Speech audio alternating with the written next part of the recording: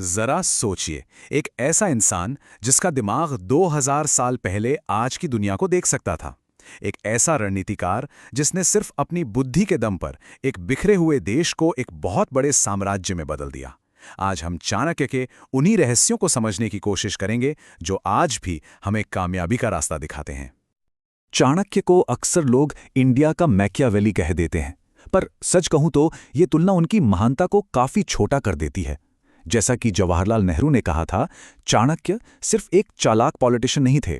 नहीं, वो तो एक राष्ट्र निर्माता थे, एक जबरदस्त अर्थशास्त्री थे और एक ऐसे दार्शनिक जिनकी सोच अपने समय से बहुत बहुत आगे थी। लेकिन सबसे बड़ा सवाल तो ये है कि क्या चौथी सदी ईसा पूर्व का कोई विचारक हमारी आज की इस डिजिटल दुनिया के लिए रेलेवेंट हो सकता है? मतलब क्या उनकी रणनीतियां हमारी आज की प्रॉब्लम्स को सॉल्व कर सकती हैं? चलिए इसी सवाल का जवाब ढूंढते हैं। तो आज हम चाणक्य की प्लेबुक के 5 हिस्सों को समझेंगे। पहला, वो कैसे बने भारत के किंग मेकर। दूसरा, उनकी शासक की प्लेबुक में क्या था। तीसरा, बिना लड़े कैसे जीत हासिल की जाए। चौथा, आज की जिंदगी के लिए उनका ज्ञान। और आखिर में उनकी 2000 साल पुरानी विरासत। तो चलिए शुरू करते हैं पहले अध्याय से, भारत का किंग मेकर। जरा उस दौर की कल्पना कीजिए। भारत छोटे छोटे राज्यों में बटा हुआ है और सिकंदर की सेनाएं दरवाजे पर दस्तक दे रही हैं।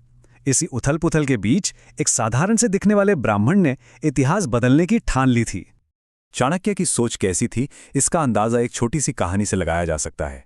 कहते हैं कि एक बार उनके पैर में कूशा घास चुभ गई, तो उन्होंने क्या किया, उसे उखाड़ने के बजाय उसकी जड़ों में चीनी डाल दी, ताकि चींटियां आकर उसे जड़ से ही खत्म कर दें।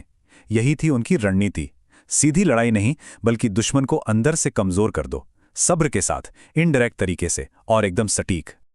देखिए, उन्होंने नंद वंश के जुल्मों को अपनी आंखों से देखा था। फिर जब सिकंदर के हमले ने एक पॉलिटिकल वैक्यूम, एक खालीपन पैदा किया, तो उन्होंने बिल्कुल सही मौके का फायदा उठाया। उन्होंने एक आम से नौजवान चंद्रगुप्त मौर्य को तैयार किया और 321 ईसा पूर्व में भारत के पहले एकीकृत साम्राज्य मौर्य साम्राज्य की नींव रखी। चलिए अब आते हैं उनकी शासक की प्लेबुक पर। और एक बात साफ कर दूं, ये सिद्धांत सिर्फ राजा महाराजाओं के लिए नहीं है, बल्कि आज के हर लीडर के लिए हैं। चाणक्य का मूल मंत्र एकदम साफ था। वो कहते थे, शासन सिर्फ मदद से ही हो सकता है। जैसे एक अकेला पहिया गाड़ी नहीं चला सकता, ठीक वैसे ही कोई भी लीडर अकेले कामयाब नहीं हो सकता। चाहे वो कोई राजा हो या आज का कोई सीईओ, कामयाबी के लिए एक मजबूत टीम तो चाहिए ही चाहिए। उनकी जो राजनीति थी, उसका 4 स्टेप का मॉडल तो आज किसी भी बिजनेस के लिए एक परफेक्ट रोड मैप है। स्टेप 1, जो हासिल नहीं किया है उसे हासिल करो। स्टेप 2, जो हासिल कर लिया है उसकी रक्षा करो। स्टेप 3, जिसकी रक्षा की है उसे और बढ़ाओ, उसे डेवलप करो। और स्टेप 4, जो बढ़ाया है उसे सही तरीके से बांटो। ये कामयाबी का एक ऐसा चक्र है जो कभी खत्म नहीं होता। और सलाहकार कैसे चुने, इस पर उनकी सलाह आज भी, क्या कहूं, एकदम सटीक है। वो कहते थे, कभी भी दोस्तों को अपना सलाहकार मत बनाओ। क्यों? क्योंकि जहां दोस्ती आ जाती है ना, वहां सम्मान थोड़ा कम हो जाता है। उनकी सीधी सी बात थी, हमेशा काबिलियत को पर्सनल रिश्तों से ऊपर रखो। अब देखिए, एक अच्छा लीडर सिर्फ शासन करना ही नहीं जानता, वो ये भी जानता है कि लड़ाई से कैसे बचा जाए। और चाणक्य की असली प्रतिभा इसी में थी। उनकी रणनीति ताकत से ज्यादा दिमाग पर टिकी थी। उनकी विदेश नीति का एक सिद्धांत तो आज भी पूरी दुनिया में इस्तेमाल होता है। क्या है वो? पड़ोसी शासक आपका प्रतिद्वंदी है और उस पड़ोसी का पड़ोसी आपका दोस्त। मतलब दुश्मन का दुश्मन दोस्त होता है। ये रिश्तों के जाल को समझने और पावर को अपने पक्ष में करने का एक बहुत ही सरल लेकिन बहुत पावरफुल तरीका है।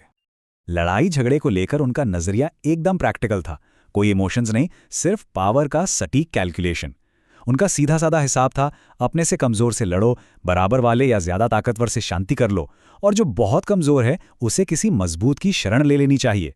ये इज्जत की नहीं, बल्कि बने रहने की, सर्वाइवल की लड़ाई है। अच्छा, अब राजनीति और शासन से हटकर जरा पर्सनल सक्सेस की बात करते हैं। क्योंकि चाणक्य के सिद्धांत सिर्फ देश चलाने के लिए नहीं थे, वो हमारी अपनी जिंदगी को बेहतर बनाने के लिए भी हैं। चाणक्य तो प्रकृति से भी सीखते थे। उन्होंने कहा, शेर से सीखो कि काम चाहे छोटा हो या बड़ा, उसे पूरी तैयारी और ताकत से करो। कौवे से सीखो कि कैसे सीक्रेसी में काम करना है और हर किसी पर भरोसा नहीं करना। कुत्ते से सीखो वफादारी और बहादुरी। और गधे से सीखो कि थके होने पर भी अपना बोझ उठाते रहो और हमेशा संतुष्ट रहो। ये कितने सरल उदाहरण हैं, लेकिन इनमें जिंदगी के सबसे बड़े सबक छिपे हैं। अब इसका मतलब ये नहीं कि लालची बन जाओ, नहीं।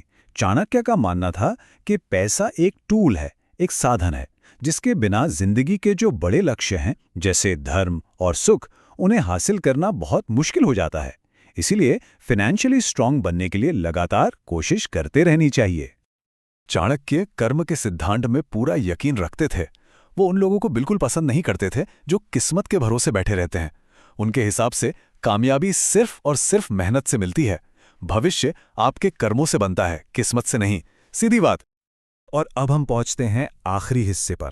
आखिर ऐसा क्या है कि 2000 साल गुजर जाने के बाद भी चाणक्य की बातें इतनी सच, इतनी पावरफुल लगती हैं? अगर चाणक्य के पूरे दर्शन का सार निकालें तो वो एक ही है। अपना कैरेक्टर बनाओ, आत्मनियंत्रण रखो, लगातार काम करते रहो, निडर बनो और अपने लक्ष्य को पाने के लिए कभी न खत्म होने वाली कोशिश करो। यही व्यक्तिगत और राष्ट्रीय दोनों तरह की सफलता का मूल मंत्र है। तो एक सवाल मन में जरूर आता है, क्या आज की इस तेजी से बदलती, उथल-पुथल वाली दुनिया में सबसे भरोसेमंद गाइड 2000 साल पुरानी एक प्लेबुक हो सकती है? इस पर सोचना जरूरी है।